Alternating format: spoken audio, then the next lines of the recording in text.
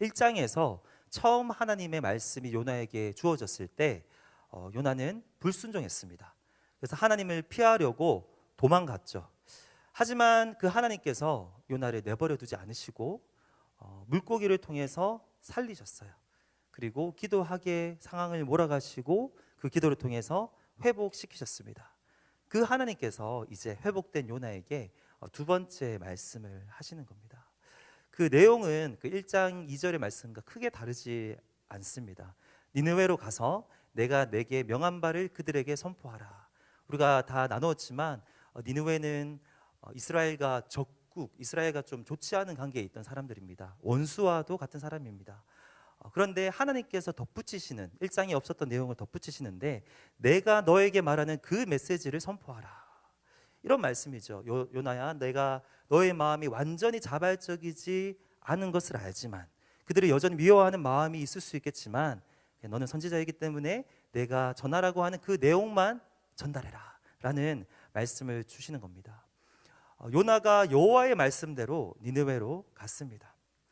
하나님의 말씀이 임했을 때 그 말씀대로 우리는 순종해야 됩니다. 왜냐하면 하나님의 말씀은 그냥 들으라고 주신 것이 아니고요, 듣고 우리의 삶 가운데 그 말씀을 살아내라고 순종하라고 주신 말씀이기 때문에 그렇습니다. 그래서 말씀을 전달하는 자의 입장에서는 하나님이 전하라고 하신 말씀을 그대로 전해야 되고요, 또 하나님의 말씀을 듣는 사람들의 입장에서는 그 말씀을 있는 그대로 받아들이고 그 말씀대로 순종해야 될 줄로 믿습니다. 오늘 말씀을 전하는 그리고 듣는 저와 여러분의 또 태도가 되기를 주님의 이름으로 소망합니다. 요나가 이제 니느웨로 갔어요. 그리고 말씀을 선포하는데요. 3절 말씀을 보시면 이 니느웨가 3일 동안 걸어 다녀야 할 만큼 큰 도시라고 그렇게 소개를 합니다. 니느웨는 사흘 동안 걸을 만큼 하나님 앞에 큰 성읍이더라. 그런데 4절 말씀에 보시면 이렇게 또 기록하고 있어요. 요나가 그 큰 성읍에 들어갔는데 하루 동안 다니며 외쳐 이르되. 지금 요나는 사흘은 다니면서 전해야 될 그 도시에서 하루 정도만 다니면서 하나님의 말씀을 외치고 있습니다. 제가 중학교 1학년 때 일인데요, 1학년인지 2학년인지 정확하게 기억은 나지 않습니다. 저희 교회 어떤 집사님이 유치원을 운영하고 계셨어요. 유치원 원장 선생님이셨는데 이제 개원이죠. 개업이 아니고 유치원이니까 개업을 앞두고 그 전단지를 아파트 이렇게 이제 돌려야 되는 거예요. 그래서 교회에 있던 제 또래 한 3명, 4명 되는 아이들을 불러 모으셔서 아르바이트 할 생각 없느냐. 그래서 이거를 가서 아파트 단지에 이렇게 정해진 양을 이렇게 돌리고 나면 용돈을 주는 거죠. 아르바이트를 하는 겁니다. 그 당시 그런 돈도 너무 귀했기 때문에 너무 기쁜 마음으로 하겠습니다 하고 그 차를 타고 아파트 단지로 갔는데 제 기억에 1인당 한 1000장 이상의 전단지를 돌려야 됐어요. 그래서 구역을 나누었고요, 1단지, 2단지 아파트, 3단지, 4단지 이런 식으로 나누어서 그 지역을 모든 가구마다 전단지를 그 집 앞에 다 뿌리고 나면 이제 그 돈을 받는 그러한 일이었습니다. 지금 미국에는 아파트도 많이 없죠. 그리고 있어도 그 층이 많이 높지 않은데 다들 아시겠지만 한국에는 아파트 단지 아파트가 굉장히 많습니다. 그리고 기본이 15층이에요. 처음에는 그냥 이제 돈을 번다는 생각에 엘리베이터를 타고 꼭대기로 올라가죠. 그리고 그 층층마다 엘리베이터를 탈 수는 없으니까 계단으로 내려오면서 가구마다 집 앞에마다 전단지를 뿌리고 14층, 13층 이렇게 다 내려오는데 몇 번 해보니까 힘든 거예요. 그래서 하기가 싫은 거예요. 그래서 15층 갔다가 14층, 13층 왔다가 한 5층 띵가 먹고 내려와서 또 가고, 나중에는 이제 담대함이 생겨서 동물 몇 차례로 그냥 동물 몇 개를 그냥 스킵하고 그 앞에 입구에 그냥 대충 이렇게 뿌리고 마지막에 다 돌린 것처럼 아주 힘든 마음으로 그렇게 와서 돈을 받았던 기억이 있는데 나중에 다 회개는 했습니다. 제가 나중에 다 회개는 했고, 근데 요나도 이런 마음이었을 것 같아요.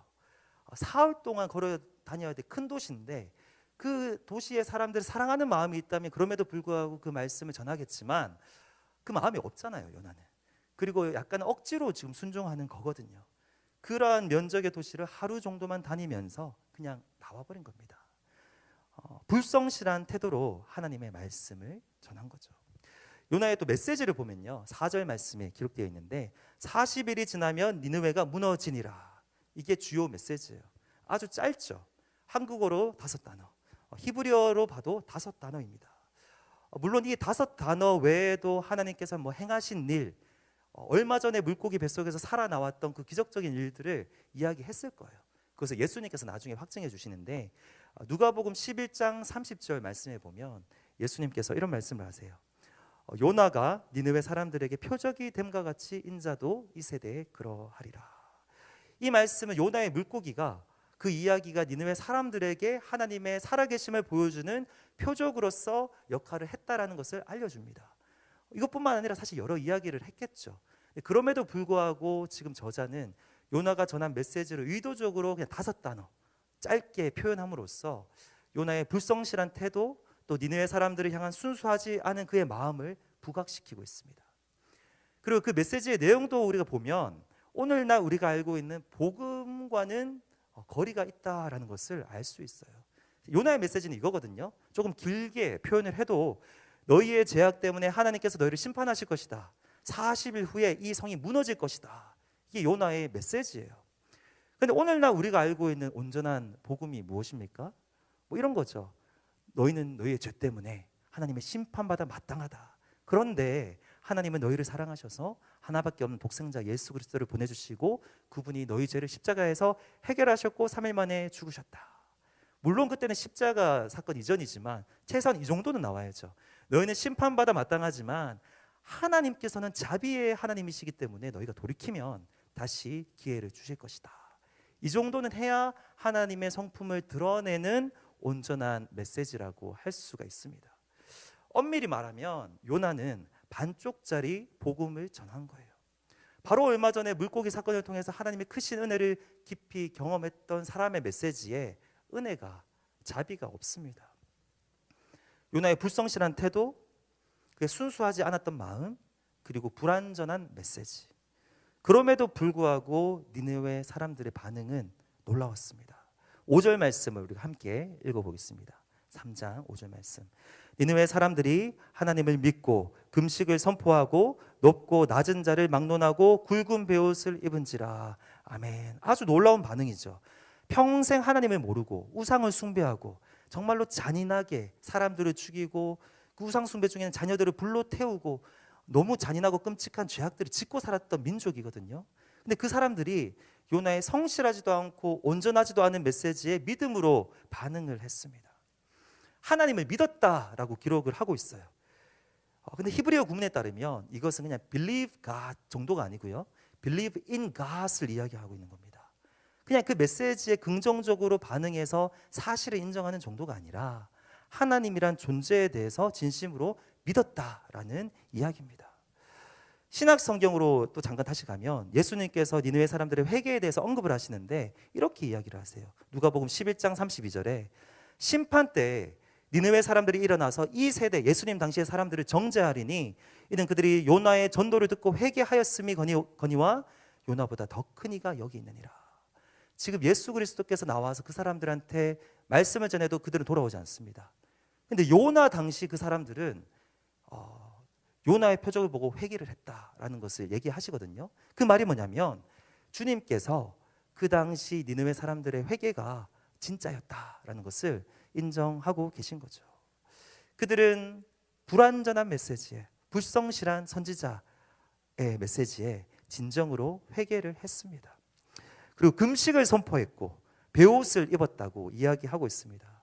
자신의 슬픔을 진정으로 뉘우친 것이죠. 자신을 하나님 앞에서 철저하게 낮춘 거죠. 자신의 잘못을 인정한 행동입니다. 이러한 행동들은 그들의 회개가 진정성이 있었다라는 것을 보여주고 있어요.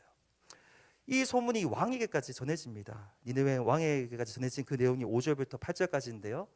왕의 반응이 더 인상적이에요. 더 민감하게, 더 심각하게 받아들이고 있어요. 왕의 보좌에서 일어나서 왕복을 벗습니다. 그리고 베옷을 입고 제 위에 앉습니다. 앞장서서 회개하고 있는 거죠. 그리고 그 지역 전체에 왕으로서 칙령을 선포하는데 금식을 선포합니다. 아무것도 입에 대지도 말고 물도 마시지 마라. 다 함께 하나님께 힘써 부르짖어야 한다라고 명령합니다.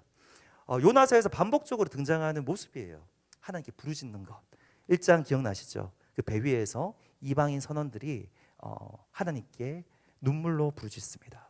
2장에서 요나가 물고기 뱃속에서 하나님께 부르짖습니다. 부르짖을 때 하나님은 건져주시고 기도에 응답해 주십니다. 오늘 본문 말씀에서도 이 니느웨 사람들이 한 마음으로 집단적으로 부르짖어요. 하나님의 긍휼을 구하며 부르짖을 때 하나님께서 어떻게 반응하시는지를 요나서는 계속해서 반복적으로 보여주고 있습니다. 이 니느웨 왕은 하나님께 우리가 부르짖어야 될 뿐만 아니라 악한 길에서 실제로 떠나야 된다라고 명령을 해요. 말로만 하는 게 아니라 행동으로, 삶으로 우리가 돌이켜야 된다라는 것이죠. 굉장히 특이한 점은 짐승들도 금식과 회개에 동참케 했다는 겁니다. 이 상황을 생각하면 사실 좀 웃겨요.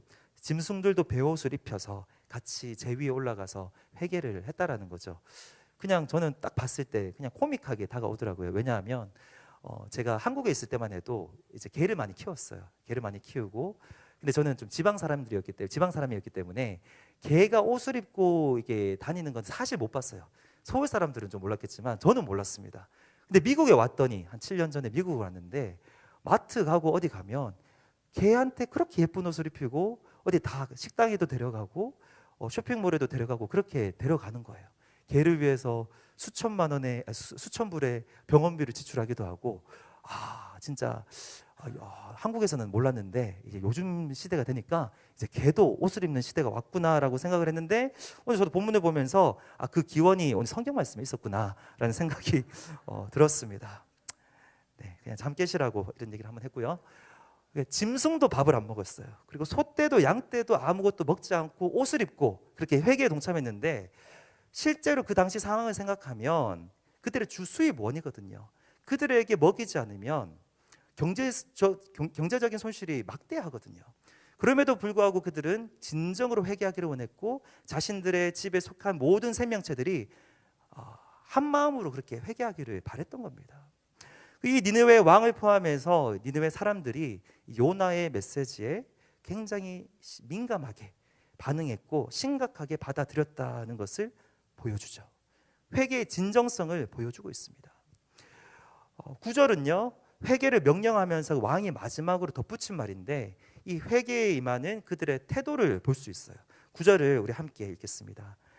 3장 9절 시작. 하나님의 뜻을 돌이키시고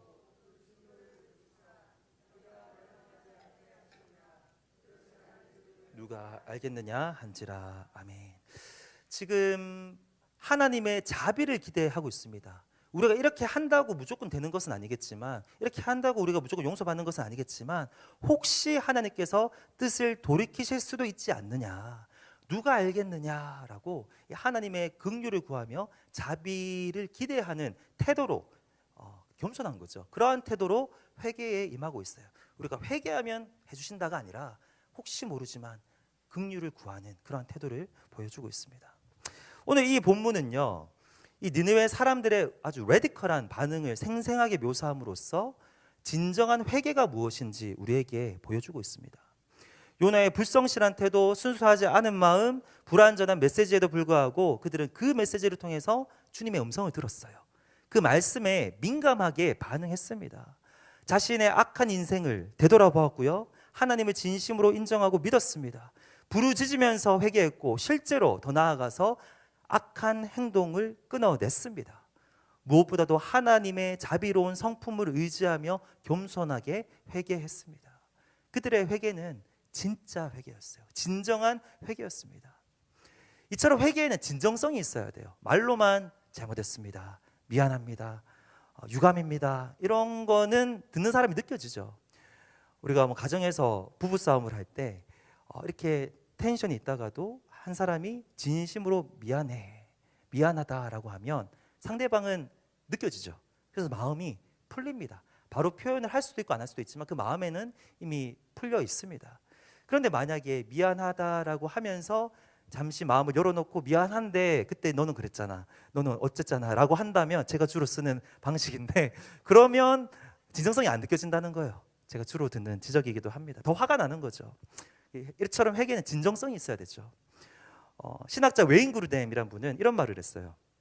회개는 마음에서 일어나는 일이며 죄로부터 돌이키기로 마음을 결정한 전인적인 행위이다. 회개는 마음에서부터 시작을 해야 된다는 겁니다. 그리고 실제로 죄에서부터 돌이키겠다는 결단이 있어야 된다는 겁니다. 그것이 진정한 회개라는 거죠. 요나는 예수님의 희생 그리고 하나님의 사랑이 없는 메시지를 전했어요.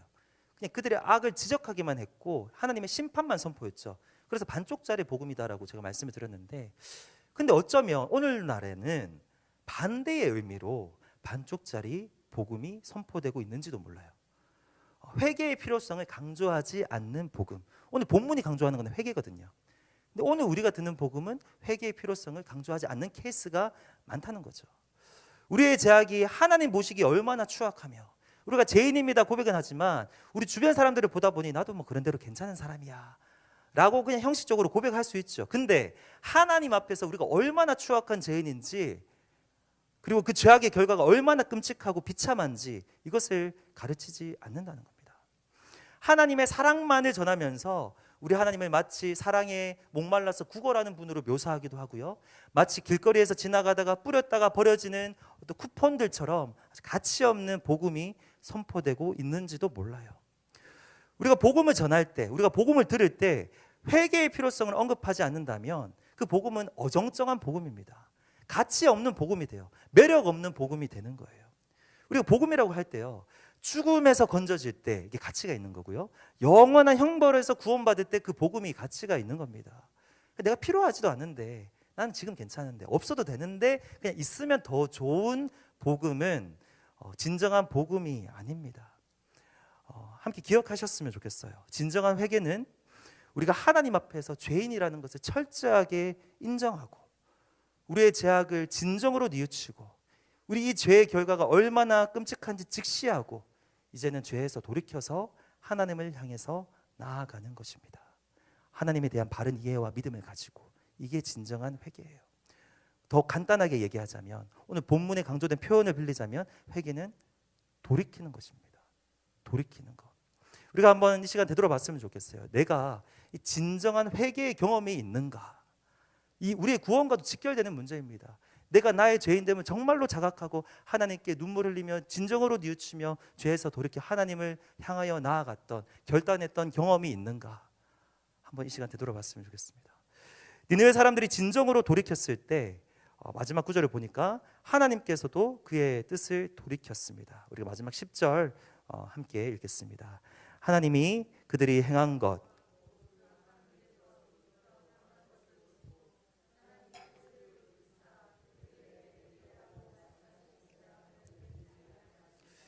아멘. 하나님께서 뭐를 보셨다고요? 그들의 행위를 보셨다고 했습니다. 실제로 그들이 악한 길에서 떠난 것을 보셨다고 했어요. 그들은 부르짖기도 했고요, 금식도 했고 배옷도 입었지만 하나님께서 보신 것은 실제로 그들이 돌이킨 것을 보시고 하나님도 뜻을 돌이키셨다라고 기록하고 있습니다. 회개는 죄악에서 돌이키는 것인데 그 돌이킴은 반드시 실제적인 행동으로 나타나야 돼요. 완벽할 수는 없겠죠. 하지만 그 변화, 실제적인 변화와 행동이 나타나야 실제 진정한 회개로 하나님께서 보신다는 겁니다. 니느웨 사람들은 행동으로 그 진정성을 보여줬습니다. 그리고 하나님께서는 그 진정성과 그 실제 돌이키는 행위를 보시고 뜻을 돌이키시고 행하기로 선포하셨던 재앙을 내리지 않기로 하셨습니다. 오늘 본문을 보면 이 돌이킴에 해당하는 그 단어들이 계속해서 반복되고 있어요. 8절 말씀에도 보시면요, 왕이 명령할 때요, 악한 길에서 돌이키라, 떠날 것이다 라고 했을 때 이거는 돌이키다라는 의미를 가진 단어입니다. 동일한 단어가 반복되고 있습니다. 9절에서도 하나님의 자비를 구할 때 하나님께서 뜻을 돌이키시고 그 진노를 거두실 수도 있지 않겠느냐라고 했을 때도 돌이키고 그 뜻을 거두시는 그러한 의미의 단어를 계속해서 쓰고 있고요, 마지막 10절 말씀에도 하나님께서 그들이 돌이킨 것을 보시고 하나님의 뜻을 돌이키사라고 돌이킴에 대해서 계속 이야기하고 있어요. 저자는 이 본문을 통해서 이 니느웨 사람들의 실제적인 돌이킴과 그거를 보신 하나님의 돌이킴을 같이 강조하고 있어요. 아무리 악해도 그 악한 사람들이 그 방향을 하나님께 돌이킬 때 하나님도 심판하려고 하셨던 그 뜻을 돌이키십니다.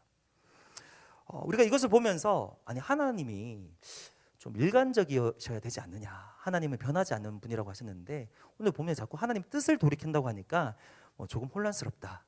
하나님이 그의 결정을 자주 바꾸시는 분인가? 라고 우리가 단정 지을 필요는 전혀 없습니다. 하나님의 성품은 언제나 동일하세요. 하나님은 사실 동일하세요. 하나님은 그냥 이거거든요. 죄를 싫어하시고 그렇기 때문에 죄악을 보시고 그 죄악이 참에 심판을 하십니다. 근데 하지만 언제나 그 죄악을 인정하고 진정으로 회개하면 용서하시고 세컨 찬스의 은혜를 주시고 자신의 진노를 누그러뜨리시고 거두세요. 이게 하나님의 원칙입니다. 하나님은 동일하세요. 사람이 왔다 갔다 하는 거고 사람이 문제가 있는 거지 하나님은 왔다 갔다 하시는 게 아닙니다. 하나님은 동일하십니다. 그리고 이 하나님의 돌이키심은 하나님의 자비로우신 성품의 결과예요. 하나님께서 자비로우시기 때문에 그 뜻을 돌이키는 겁니다. 이 자비로우신 성품은 변하지 않아요. 언제나 자비로우세요. 오늘도 지금도 영원토록 긍휼이 많으시고 자비로우십니다. 그래서 언제나 회개하는 자에게 하나님께 그 자비와 긍휼을 구하는 자에게 변함이 없으세요. 동일하게 하나님의 자비를 베푸십니다. 결국에 이 니느웨 성은 무너지지 않고 변화되었습니다. 처음에 요나가 선포했던 메시지가 무엇이었습니까? 40일 후에 이 성은 무너질 것이다 였죠. 근데 이 무너지다라는 단어는 직역하면 정확하게는 뒤집어질 것이다 라는 단어예요. 사실 문맥에 따라 다양하게 쓰이는데 변화될 것이다, 돌이킬 것이다, 오늘 주제가 돌이킴인데 돌이킬 것이다로 번역되기도 하는 단어예요. 물론 처음에 이제 요나가 선포했을 때는 무너질 것이다, 멸망할 것이다 라고 생각을 하고 했겠죠. 근데 하지만 결과적으로는 그 도시는 다른 의미로 40일 뒤에 뒤집어졌습니다. 도시 전체가 회개하고 변화된 거죠. 사람들이 한 마음으로 진정으로 회개했다라는 거예요. 저는 이것을 보면서 우리 한마음교회도 이렇게 좋은 의미로 뒤집어지기를 주님의 이름으로 축복합니다. 우리에게 회개의 영이 임해서 정말로 회개의 역사가 나타나고 주님 앞에서의 정결함을 회복하는 교회가 되기를 주님의 이름으로 축복합니다. 예수님께서 하셨던 말씀으로 우리가 한 번 더 가보기를 원하는데요. 예수님의 당시 메시지에 믿음으로 반응하지 않는 사람들을 보면서 하신 말씀이에요. 아까 읽었던 말씀인데 한 번 더 읽겠습니다. 누가복음 11장 32절. 심판 때에 느느웨 사람들이 일어나 이 세대 사람을 정죄하리니 이는 그들이 요나의 전도를 듣고 회개하였음이거니와 요나보다 더 큰 이가 여기 있느니라. 느느웨 사람들은 요나의 표적을 보고 회개했죠. 근데 왜 너희들은 요나보다 더 큰 이 하나님의 아들이 여기 와서 메시지를 전하는데도 왜 회개하지 않느냐. 마지막 날에 그 니느웨 사람들이 나타나서 너희에게 정죄할 것이다, 너희의 죄는 더 클 것이다, 이런 말씀을 하셨습니다. 그렇다면 우리는 어떻습니까? 이렇게 상황을 비교할 수 있을 것 같아요.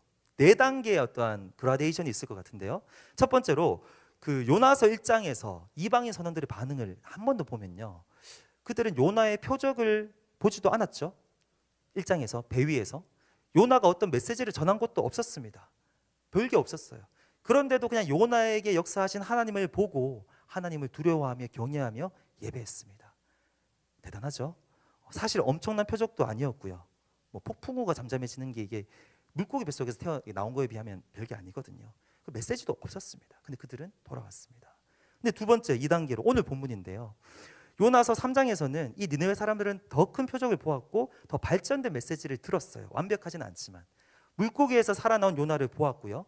온전한 복음은 아니지만 하나님의 경고의 말씀을 그래도 듣고 민감하게 반응하며 진정으로 회개했습니다. 잘했죠. 근데 3단계로 예수님 당시 사람들은 요나보다 더 크신 예수님의 메시지를 들었어요. 더 큰 표적을 눈앞에서 보고 있습니다. 그럼에도 불구하고 그들을 완악했고 주님을 거부했습니다. 그럼 그들을 향해서 주님께서 경고하신 거예요. 너희들의 죄와 너희들의 벌은 니느웨 사람들보다 더 클 것이다. 더 큰 표적과 더 나은 메시지에도 너희들을 귀를 기울이지 않았기 때문에 마지막 심판날에 너희는 제대로 정죄받을 것이다. 이렇게 말씀하셨습니다. 더 크게 벌받을 거야. 근데 그렇다면 오늘 우리는 어떻습니까? 우리는 4단계예요. 예수님 당시에 들은 말씀을 들은 사람들보다 더 확실한 표적을 들었고 더 온전한 메시지를 들었습니다. 예수님의 십자가 죽으심 그리고 그 부활, 살아계신 하나님을 증거하는 가장 확실한 표적을 우리는 아주 수차례 들어왔어요. 그리고 우리가 듣는 이 복음의 메시지는요, 요나의 메시지보단 당연히 더 낫고요, 심지어 예수님께서 그 당시 전하셨던 메시지보다 더 온전한 메시지예요. 왜냐하면 그때는 예수님이 십자가 죽으시기 이전이기 때문에 그 십자가의 죽으심의 그 사랑, 그거를 통해서 우리의 죄를 해결하시고 우리를 구원하시고 3일 만에 부활하셔서 그 부활의 능력을 경험하게 하시는 그런 메시지는 없었어요. 그때는 예수님이 전해서 의미가 있는 거지. 오늘 우리가 듣는 메시지는요, 하나님의 아들이 우리를 위해서 죽으셨다, 그분이 하나님의 능력으로 부활하셨다, 온전한 복음을 듣고 있어요. 그럼에도 불구하고 오늘날 우리가 이 온전한 복음에 믿음으로 반응하지 않는다면 우리의 죄와 벌은 얼마나 더 크겠냐는 거죠. 마지막 심판날에 주님께서 반드시 따지실 겁니다. 그리고 니느웨 사람들이 그 예수님 당시 사람들보다 더 크게 우리를 정죄할 것입니다. 믿음으로 반응하지 않는다면. 우리 하나님은 자비로우신 분이십니다. 그래서 우리가 복음에 믿음으로 반응하고 회개할 때 우리는 하나님의 그 무한하신 자비를 경험할 수 있어요. 근데 반대로 이 온전한 복음에도 불구하고 우리가 회개하지 않고 믿음으로 반응하지 않는다면 분명하게 심판을 받을 것입니다. 우리의 죄 때문에, 창조주 되시는 하나님을 인정하지 않고 거부한 죄 때문에, 하나님의 아들 예수 그리스도께서 우리를 위해서 죽으셨는데도 불구하고, 그리고 그 온전한 복음이 주어졌는데도 불구하고 믿음으로 반응하지 않은 그 죄 때문에 영원한 지옥에서 영원한 형벌을 영원토록 받을 것입니다. 이게 진리의 말씀입니다. 그래서 오늘 혹시나 이곳에 아직 온전히 회개하지 않은 분들이 있다면, 아직 예수님을 믿지 않은 분들이 있다면 권면드리고 싶어요. 우리의 인생이 얼마나 길지 아무도 모릅니다. 오는 데는 순서가 있지만 가는 데는 순서가 없습니다. 기회가 항상 오는 것이 아닙니다. 돌이켜야 돼요. 니느웨 사람들이 돌이켰던 것처럼 우리도 진정성을 가지고 돌이키고 하나님께 나아가야 됩니다. 진정한 회개가 뭐라고 했었죠? 우리가 얼마나 추악한 죄인인지 하나님 앞에서 철저하게 인정하시기 바랍니다. 많은 죄들이 있죠. 근데 그것보다 하나님을 인정하지 않은 죄가 더 큰 죄입니다. 그리스도를 거부하는 죄가 가장 무서운 죄예요. 우리의 죄를 인정하고 이전의 삶에서 돌이켜서 내가 이제는 우리의 모든 죄를 대신해서 짊어지시고 십자가에서 죽으신 예수님, 그리고 3일 만에 부활하셔서 우리에게 영원한 생명을 주시고 하나님의 자녀되는 권세를 허락하신 그 예수 그리스도를 여러분의 구원자로 인정하시고 여러분의 주님으로 삼으시기를 주님의 이름으로 축복합니다. 그리고 그분의 사랑을, 그분의 자비를 의지하며 살아가는 거죠. 그러면 이 본문에 그 이방인들이 기대했던 것처럼 우리가 그렇게 하나님의 자비를 기대하며 나아갈 때 주님께서는 언제나 동일하게 주님의 마음을 다시 열어주세요. 그리고 용서의 은혜, 구원의 은혜, 하나님의 자녀가 되는 놀라운 은혜를 주십니다. 이 자비로우신 하나님의 사랑을 온전히 누리시길 바랍니다. 영원히. 그리고 이미 예수님을 믿는 분들도 회개해야 됩니다. 오늘 본문에서는 지난 1장에 이어서 이 이방인들의 태도와 요나의 태도를 굉장히 대조적으로 부각을 시키고 있습니다. 이 요나의 모습을 통해서 오늘날의 크리스천들이 정말로 회개하지 않는다라는 것을 지적하고 있어요. 요나의 모습을 보면요, 진정으로 회개하지 않습니다. 지난주 본문이었던 요나서 2장, 그 기도해서 하나님을 바라보았죠. 관계가 회복했습니다. 그건 좋아요. 그런데 그 기도에 분명한 회개가 없었습니다. 근데 그 상황이 그렇게 기도하고 넘어갈 상황은 사실 아니거든요. 마치 이런 거예요. 또 우리가 인간관계에서 제가 누군가에게 분명한 잘못을 했어요. 그래서 그 관계가 소원해졌습니다. 그러면 당연히 사과를 하고 진정성 있게 미안하다고 하고 이제 회복이 되어야 되는 건데, 마치 이런 거예요. 내가 잘못한 거는 그냥 얘기 안 하고 우리 그냥 앞으로 잘 지내보자, 다시 잘해보자, 이런 거와 같은 상황이에요. 지금 요나의 기도의 상황이 그렇습니다. 오늘날 그리스도인들도 마찬가지예요. 우리가 치유를 원하고 회복을 원하는데 회개를 원하고 회개의 은혜를 사모하지 않습니다. 우리가 예수님을 믿는데 무슨 회개냐라고 생각하시는 분이 혹시나 있을 수 있는데요. 회개는 두 종류가 있습니다. 첫 번째는 최초의 회개죠.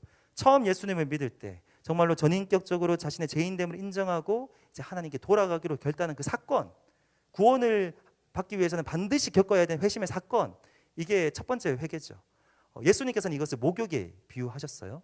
그런데 구원받은 사람들도 계속 해야 되는 회개가 있는데 그건 이런 거예요. 구원받았지만 하나님께서 거룩하신 분이기 때문에 그분과의 바른 관계를 위해서 계속해서 크고 작은 죄를 주님 앞에 고백하는 거죠. 그리고 계속해서 우리의 마음의 정결함을 유지하고 거룩함을 추구하는 행위, 그게 구원받은 사람들이 해야 될 회개입니다. 예수님은 이것을 발 씻는 것에 비유를 하셨어요. 목욕은 매일 안 해도 발은 매일 씻어야 된다는 거죠. 우리는 거룩한 삶을 위해서 매일매일 회개를 해야 됩니다. 삶 전반에 거쳐서 지속적으로 날마다 우리 믿는 자들이 이 회개를 해야 됩니다. 우리의 삶의 목표가 하나님과의 바른 관계를 누리고 이 신앙 성장을 통해 거룩한 삶을 살아내는 것, 이게 우리의 신앙의 삶의 목표라는 것을 깨닫는다면 회개를 안 할 수가 없어요. 지난주 수요 예배 때 이렇게 찬양 중에 이런 가사 노래가 있었어요. 예수의 보혈로 그대는 씻겨 있는가, 마음속에 여러 가지 제약이 그대는 씻겨 있는가. 이 찬양을 하는데 굉장히 찔리기도 하고 정말 회개가 중요하다라는 생각이 들어서 우리가 그 예배 초반부에 함께 회개하는 기도를 했는데요, 개인적으로 참 은혜가 되었습니다. 왜냐하면 우리가 예배 때마다 주님께 나아가죠. 그리스도의 이름으로 담대하게 나아가기 때문에 하나님께서 은혜를 주십니다. 그런데 그때 우리가 반드시 예배를 준비하면서 또 예배 시간에 재고백의 시간을 하나님 앞에서 가지셔야 됩니다. 정결한 마음으로 하나님께 나아가야 돼요. 정결한 마음으로 그리스도의 보혈 앞에서 다시 한 번 더 그 정결함을 회복하고 예배할 때, 주님께 나아갈 때 예배를 통해서 하나님이 주시는 은혜를 더 온전히 누릴 수 있다는 겁니다. 오늘도 그렇게 또 회개하기를 원합니다. 우리가 날마다 삶 속에서 회개해야 됩니다. 삶 가운데 매일 매 순간 기도하면서 우리의 마음을 점검하고 우리의 삶을 되돌아보아야 돼요. 회개하지 않는다? 죄를 안 지어서 그럴까요? 아니죠. 죄 안 지는 사람은 없어요. 회개를 안 한 거예요. 더러워져 가고 있다는 겁니다. 우리는 날마다 예수 그리스도의 십자가 아래로 나아가야 됩니다. 그 십자가 앞에 나아가서 주님 앞에 우리의 죄를 고백하고 날마다 씻어주시는 그 용서의 은혜를 경험해야 됩니다. 그래서 요한 1서 1장 9절 말씀해 보시면, 만일 우리가 우리 죄를 자백하면, 이미 십자가에서 모든 죄를 사실 해결하셨어요. 문제는 고백하느냐 안 하느냐예요. 진정으로 우리 죄를 자백하면 그는 미쁘시고 의로우사 우리 죄를 사하시며 우리를 모든 불의에서 깨끗하게 하실 것이요. 아멘. 이렇게 약속해 주셨어요.